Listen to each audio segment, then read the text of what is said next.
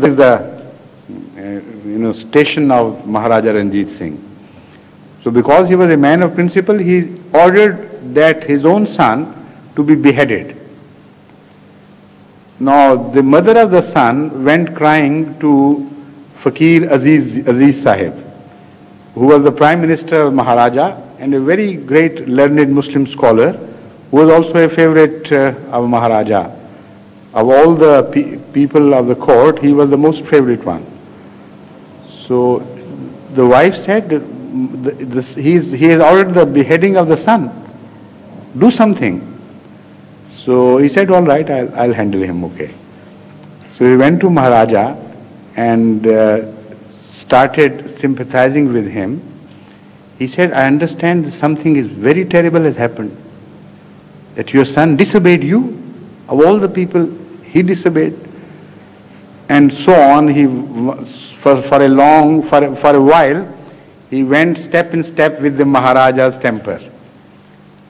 And then he said he took that horse as if it belonged to his father.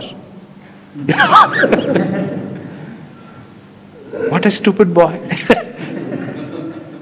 The moment he said it, the Maharaja understood the difference. It's not always the relationship of Maharaja and the subject. There are some blood relationships which have a different rights. So this is what Allah has said in a way. Illa ashabul yameen. There will be some who would stand as ordinary people before me, but some as preferred ones. They would be on my right side. So I make an exception to them. If it is not possible to do wuzu, then tayammum is permitted. Right. Tayammum is dust is used for doing tayammum, but dust itself filthy dust, or we don't know. No, you know. Maybe you know the order is to go for the clean dust. Yes. So clean dust. How we could know this? As best as you can. I mean, if it is on the wall, it's up to you, your own wisdom. And the standards vary. It's impossible for defining a clean dust, because the standards of cleanliness vary from place to place, and the standard of the cleanliness of dust also varies from place to place. And if no dust, there are places where no dust is available at all. Yes. And there you are permitted to tap your hands against any dry thing. So that is just a symbol. What is the a symbolic thing. You don't rub your face with dust. That I assure you. Yes. You just tap your hands gently and then make them clean. Just shed the dust particles and then make a movement of a symbolic movement just to represent wuzu.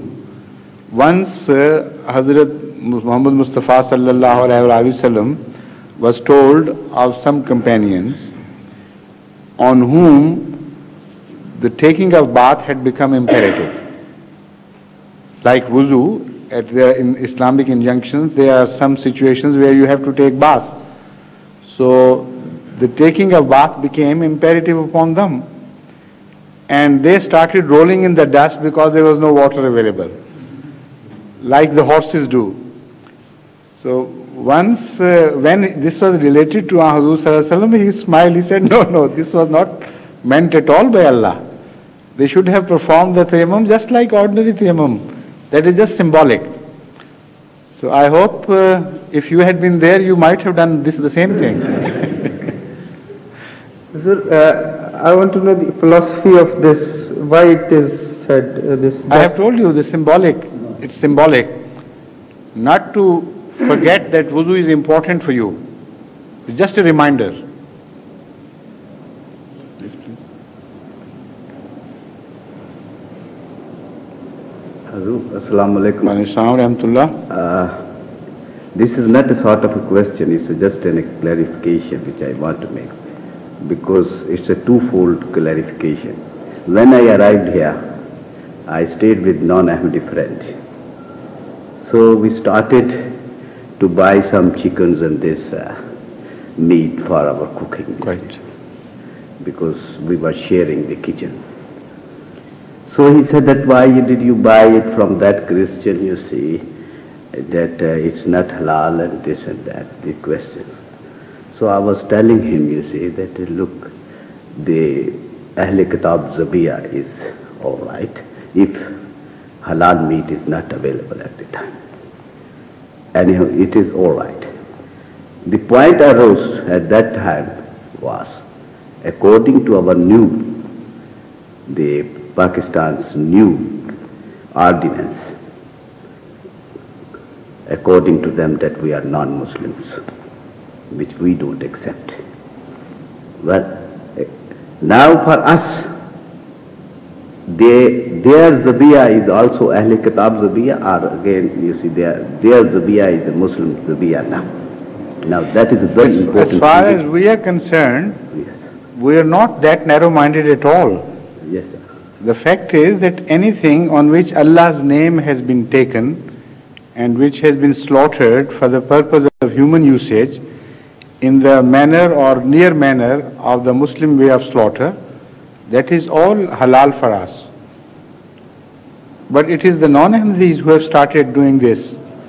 In fact, some Ahmadis have been imprisoned in Pakistan for going for the Zabiha of Eidul Adha. And cases have been registered in Pakistan against Ahmadis for slaughtering goats on the day of Eidul Adha as if they were Muslims. So all this madness belongs to them, not to us. No, sir, I know it. That's right. But I say according to the regulation now, we are not narrow-minded. We are considering them Ahle Kitab now. We say that all right. More than they Ahle accept Kitab. them- No. We themselves. don't consider them Ahle Kitab at all. We consider them Muslims, but non-Ahmadi Muslims. This is our position vis-a-vis the non-Ahmadis. The fact is, the most misunderstood word is kafir, which has been employed extensively by the Muslim clergy of old as well as of new. But the previous scholars knew the meaning of the word kafir in Islamic terminology. The later scholars became narrow-minded and bigoted, and they completely lost touch with the essence of the word kafir as it was used by the earlier Muslim scholars.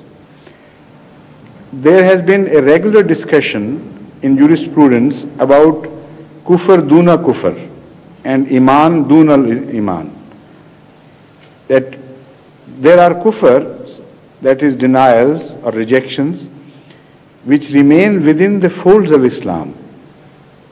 And they are just steps within Islam, not outside Islam.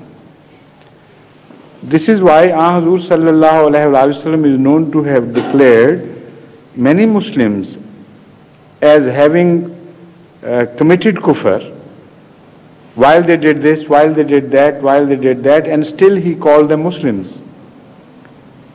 This is why in the Holy Quran it has been told to Hazur sallallahu alaihi wasallam very specifically that those of the Bedouins who call themselves Mu'mineen, you tell them you are not Mu'mins.